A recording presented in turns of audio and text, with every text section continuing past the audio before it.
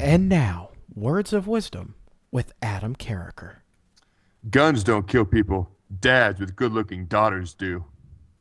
Still cleaning my gun. Welcome back to Fourth and Pain. This is the only pro wrestling show hosted by an NFL athlete and a weight loss champion. Oh my goodness gracious, look at that. It's the Redskins mug. He's Adam Carriker, Redskins defensive end. I'm Chuck Carroll, the weight loss champion. And again, many thanks to Austin Aries for joining us in the last segment. And Adam, before we go any further, I understand that this week's Words of Wisdom has a very special meaning for you. What's the big news, my friend? It does have special meaning because the wife and I are going to have another girl. We just found out. Congratulations, man. Well, thank you. And you have got to be about ready to crap your pants because, I mean, two girls, and your wife is definitely an attractive woman. Please don't whoop up on me, but I know that you wouldn't settle for anything less than attractive. And your wife is a very attractive woman, which means you are going to have very attractive daughters, which also means you are going to have a lot of security to run, my friend. How in the hell are you going to juggle this? Well, first of all, my wife's a black belt, so I'll let her kick your butt. Is she Second really? Of all, she is a black belt. Wow. She's a black belt in Taekwondo. But second of all, you know, I got my oldest child is a son, and he's already freaking big. Go figure. So here's what I figure: when our two little girls, you know, his two little sisters have their dates over, I'm gonna be sitting there. I'm gonna have my 500 pounds that I've just benched 5 times, you know, sitting there to my right. I'm gonna have my machete to the left. I'm going to have my son walking around. Actually, he's going to be walking around with a couple of machetes, you know, like the Civil War days, like crossed. Nice. You know? Nice. And I'm going to be sitting there cleaning my shotguns. Nice. So, and with my shirt off, by the way, and a big giant chain, even like 3 times the size of this. He's and going Mr. T style. I love it. And I'm not going to have to say a word. I'm not going to have to say a word. Everything would be loud and clear to these young gentlemen. That they better act like young gentlemen and have my daughter's own by 9. Even though they're leaving at 8. I don't care. You drive and you turn around and come back home. and then my son's going to follow one of them. I'm going to follow the other one. And we're going to have a little spy security system going on. Ain't nothing going to happen. Dude, that reminds me. That reminds me. Did you ever used to watch Hogan Knows Best when that was on VH1? I think the very first episode, Brooke Hogan went out on a date, and Hulk and his son installed a low jack on Brooke's car and didn't tell her and tracked them the entire way and called when they weren't where they said that they were going to be. That was classic, and that is what you are going to do. I just have a funny feeling, man. I absolutely remember that. I absolutely remember that show. And I remember that episode, actually, too. It was hilarious. But here's the funny thing. My daughter, she's only 1. And my wife, you know, she always takes my oldest son to preschool and brings him home. And she always takes my daughter with her. And apparently there is a boy there who likes to run up and give my daughter hugs. And what? You're not supposed to be coming into my life for 15 years, boy. What are you doing? Don't be touching my daughter. What's funny, I guess one time she shoved him down and was like, don't touch me. Nice. Like, that's my girl. Nice. Nice. Proud papa. That's Proud right. papa. All right. Mailbag time. Your questions are answers. Remember, you can always tweet us your mailbag questions. Anything in the world you want to ask Adam or I at Fourth and Pain or just on fourthandpain.com. Click on coincidentally, ask us a question, fill out the form, we'll get it, we'll answer it on the air. So, Adam, what is the question this week, my friend? Well, hold on. I think there's pretty much, I mean, there was a few, but this is my favorite one. Okay. Chuck Carroll, you claim to be a weight loss champion, and you said, I've seen pictures where you were 420 pounds, and you now weigh 170, so you've lost 250 pounds. So can you please just give us a little enlightenment on your journey and what took place and how all of this happened? Yeah, I really like talking about this. Outside of this, you know, I've got another show that I'm doing with a Hotty Pants fitness trainer called Thrive Fit Live. Plug. Check that out. But it really touches a lot about my journey, and I'm also touching on that with my day job at CBS. And so really, what it came down to was just, and it sounds so simple, but it's making up your mind to make the change and not go back, and realizing that there's no such thing as a diet. It's a lifestyle change that you have to make, and you implement that and you live it every single day of your life. And you forget about the Atkins diets. You forget about the South Beach diets. You just eat healthy and you exercise, and that's the two things that you really need to do. And you build that into your day and you grow accustomed to love it.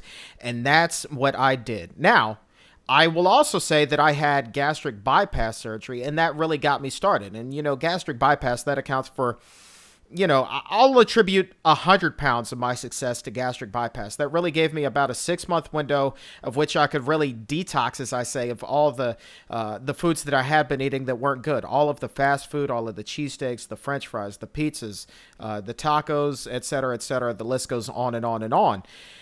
It took me a good 3 to 6 months to really detox off of that. But then it was up to me to make those changes a lasting change. And that's why people, they have success, Adam, initially. I don't know if you've ever struggled with this or known somebody that has. They have success.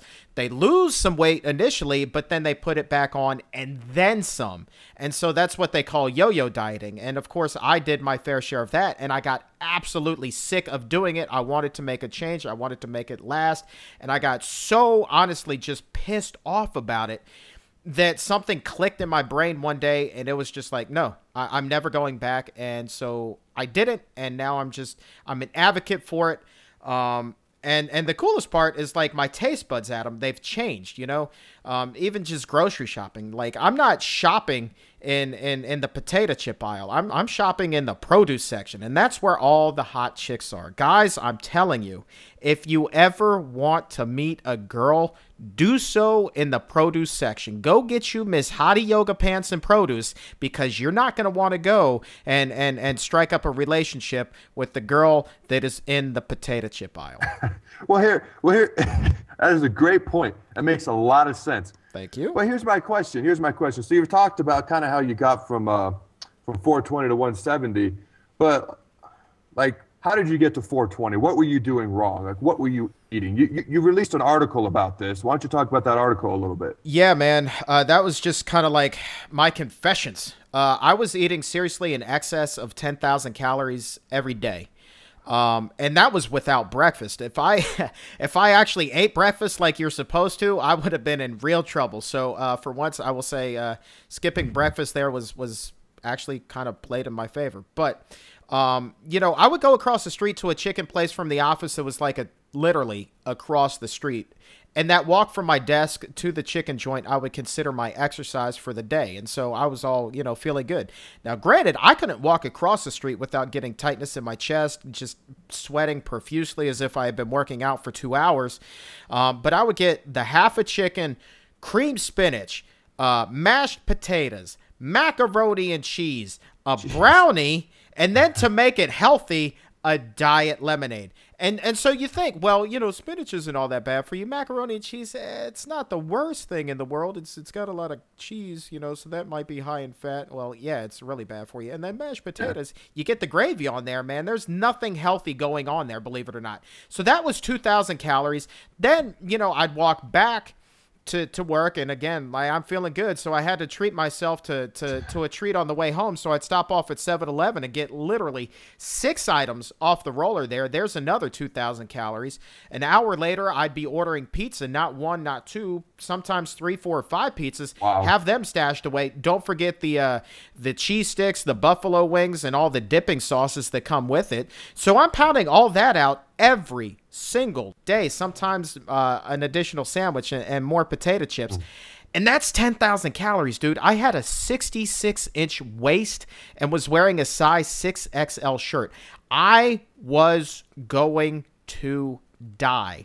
And so I had the surgery, and I just started walking. And it started with, again, just walking across the street, but then I would build up. You know, because I wasn't putting that garbage in my body anymore at that point, like, I couldn't even think about eating that kind of stuff because I would throw it back up. That's the byproduct of the surgery. So then I would I'd walk across the street, then it would be walk around the park behind the office, and then it would be walk around the full block, and then 2 blocks, 3 blocks. And before I knew it, I was walking 5 miles every day, and the weight literally fell off of me. And to this day, I still have not gone to the gym once. I do it simply by walking or running outside, and then, you know, I'll do push-ups here at the house, a few sit-ups, pull-ups here at the house again. But really, no time at the gym. I know that that's not something that you know, you could do. Obviously, I know that you love use some gyms, but that's not for me, man. And I found what worked for me, and I encourage people that are really trying to lose weight themselves to also do what works for them, but don't ever cheat. Just make up your mind to make the change and do it. And again, here's what I love. You go shopping, you go to the produce aisle, you've acquired the taste, and you see just the most incredible looking women there, especially in Whole Foods, wearing their hot little workout pants. You know, they're feeling good. They're just coming from their workout, so now they got to get the greens on. And I'm like, hey, my name is Chuck. I just met you. Call me, maybe. Except, yeah. Well, so here's my question, though. You've lost, you know, 250. You went from, you know, being 420 pounds to 170 pounds. Yeah. You're in the produce aisle every day. Yeah. Why is your streak like almost a year long now? This is embarrassing, Chuck. I'm embarrassed for you. I mean, wow. Wow. What do I say? What do you got to say, Chuck? Yeah, it's frustrating, dude. Here's the thing. And here's kind of where it does get frustrating. And I say when you lose all the weight, all your dreams come true. Well, for me, not so much. There is definitely one piece of the puzzle missing, and that is Miss Hotty Yoga Pants. Because here's how I feel about the situation. Here's the reality of it. Here's what should be happening, but is not happening. What should be happening, Adam, is women should say, holy crap, here's this incredible guy. He's hosting a wrestling show with an NFL player. He works for a major media company. He's lost an incredible amount of weight. He's kept it off. He's Mr. Friggin' Personality. Let me throw myself at his feet. That's what should be happening. In reality, what's not happening is the fact is they look at me and I don't know what the disconnect is. I don't know how I can't strike up a conversation with Miss Yoga Hottie Pants, but there is a disconnect in this brain right here that says, no, the women, you will never get them, and it is frustrating, damn it. I expected, and it was part of my motivation to lose all of that weight, to get all sorts of women throwing themselves at me. They couldn't wait to climb aboard the train that was Chuck. Choo, but it's not happening. Why not? Why not, Adam? Why not? Huh? Oh, I'm not looking for laughter. I'm looking for answers, damn it. I want answers. There is something that is not happening, something that I'm not doing that is preventing me from being all that I can be, and being all that I can be definitely involves Miss Yoga Hottie Pants. Well, have you ever just, you know, when you're getting dressed in the locker room, have you ever just taken a look to the right or left and contemplated what that would be like? I mean, I don't know. I'm just throwing it out there. Would that ever be an option for you? No! And the fact that you are even insinuating it pisses me off further. Uncalled for, blow, no longer my friend, unfollowing you on Twitter, unfriending you on Facebook. This is the last episode of Fourth and Pain until next week. And damn it, no. Not that there's anything wrong with that. I am a chick crazy SOB. You need not know you don't need to look any further than to look at my browsing history to know how much I like the girls. Wow. Okay? Wow. But there is something that is not happening in my life. I don't know why the women aren't throwing themselves at my feet as they should be. I'm not going to tag anybody that's in the potato chip aisle, damn it. My days of harpooning are over. I have to have standards. I have standards, damn it. I want Miss Yoga Hottie friggin' Pants, and it's not happening. Why not? Woo! Have you ever considered putting lifts in your shoes? I mean, you lost the weight, but you didn't grow any taller. I I want them to love me for who I am. 5'6", pure personality, a spark plug on life. And if they have a problem with my height, they can go screw. But not me, evidently. Yeah, not you, evidently. Why not? Why not? Is it seriously the height thing? Is that an insurmountable obstacle? What is the friggin' problem? I mean, I don't know. I've thrown out all the options I could think of. You know, look right, left of the locker room. If that doesn't appease you, try high heels. I'd wear long pants to cover them up. But other than that, I got no options for you. I'm sorry. Dude, I got no advice. You know, the thing is, like, I genuinely think if I could just get over whatever the fear is and actually strike up a conversation with Miss Yoga Hotty Pants, then it's game over. But I'm still carrying some of this lack of confidence from the 420-pound days. Like, I still see hot chicks as being out of my league. But they're not. That's the effing reality of the situation. It's all up here. So, Adam, seriously, I know that you're a happily married man. I know this for a fact. You love your wife. You've got another child on the way. But I'm asking you to recall back in your dating days, give me some sort of advice. How can I strike up this friggin' conversation with Miss Yoga Hotty Pants? I am a happily married man, but pre those days, you know, I never had a year-long drought.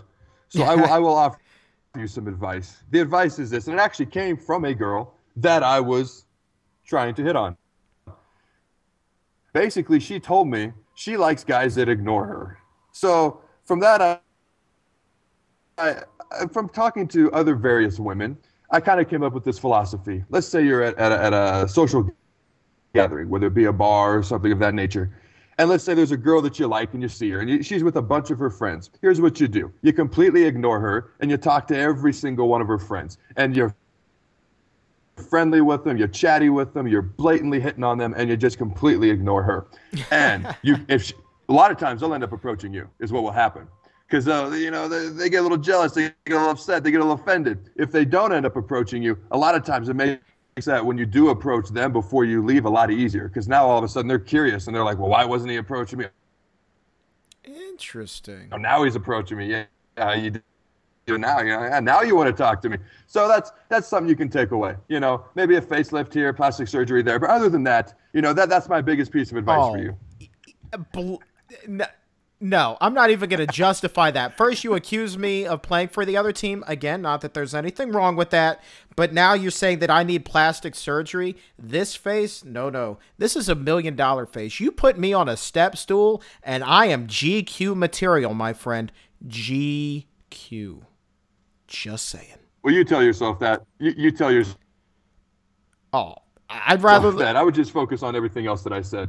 Yeah. All right. Well, thank you for the advice. I'm going to go take out my frustrations on the world now. Many thanks to Austin Aries for joining us. Many thanks to you, Adam, as always, for making the show possible. Onward and upward. Sounds like you had a great time in Orlando, so hopefully some more big things to come in the future for Fourth and Pain. I know next week we have another special guest, perhaps Mr. Anderson? Perhaps that could be true. We'll see if the guy from up with the team from the guy that likes the team up north. If I could talk, another guy that likes team up north, if would be willing to join us. He was pretty interesting to visit with when I was down in Orlando, down at the Impact Zone. So I thought he was an interesting guy down there. Anderson. Yeah, man, I want to ask him how he came up with the idea of saying his name twice. Like, I love that gimmick. Being a radio guy, how the microphone falls from the top of the arena, and then he just grabs it and he's like, Anderson. That's pretty badass. So we'll ask him about that and a whole lot more next week on Fourth and Pain, hopefully. But for now, he's Adam Carriker with a new Twitter handle. It is...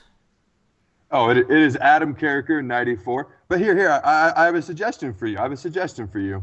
Maybe some of our followers could tweet to you suggestions on how to pick up the ladies. Maybe they could give you some advice, give you some help, and just, you know, maybe you could end your little drought there. I mean, it's drier than the Sahara Desert down south for you, so maybe you could get some assistance in that department. Okay, so, all right, I think I got that. You broke up just a little bit. You want our listeners to tweet at me some suggestions on how I can get the girl. And I'm all for it. I'll take all the advice I can get. So my Twitter handle is at the Chuck Carroll, Carroll, at the Chuck Carroll. Send me some suggestions, fellas, because Lord knows this guy needs all the help he can get. All the confidence in the world outside of this one little thing called dating and girls. Everything else in life, oh, I can tackle, and I'll tackle it hard. I'll tackle it like a defensive friggin' end. But dating realm, not so much. All right, on that politically correct note, he's Adam Carriker. I'm Chuck Carroll. This is Fourth and Pain. See you next time. Peace out, home skillet. Thanks for putting up with our weirdness.